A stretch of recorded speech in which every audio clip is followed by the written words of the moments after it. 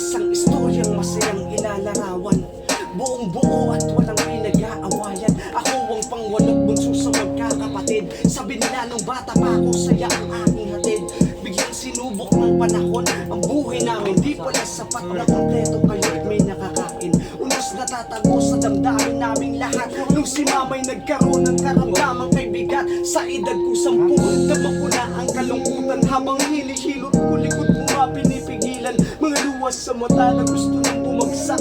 Paano pag wala ka na, wala nang papalakpak sa mga kanta ko sa tuwing ako'y pinapakanta mo. Sa karaoke nga para sa'yo lahat ito. Agosto 4, 2004, binawian ka ng buhay at napilay. Di na balanse aming pamumuhay. Ang sobra si Papa, yung dating sigla niya parang nawawala na. Palaging lasing at humihina na siyang kumain. At ipinagbili na niya ang lupa't bahay natin. Lumipat kami ng tirahan sa di kalayuan. Nakatagpo siya doon ng kanyang mga kainuman. Lumala, naging lasenggo hanggang nagkasakit. Muli ko na namang mararanasan ang mga sakit. Nagpagamot sa ospital, inuwi rin kalaunan ng bawat ubo. Ibinubulong niya lang sa unan. Naluto sa gamot, naglaho na ang pandinig.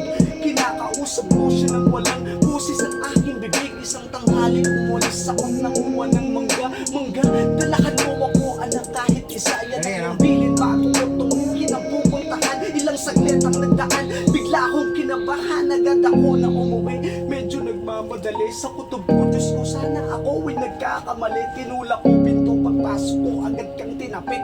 Di ka na gumalaw pa, nahuli ba ako ng balik? Nakita ko mga dugo mo, sinuka sa higaan. Parang mundo ko'y kumuho, ayaw kang titigan. Masakit kasi ako ang nag-alaga sa'yo pa. Sa dami pwedeng magtalas ng ganito.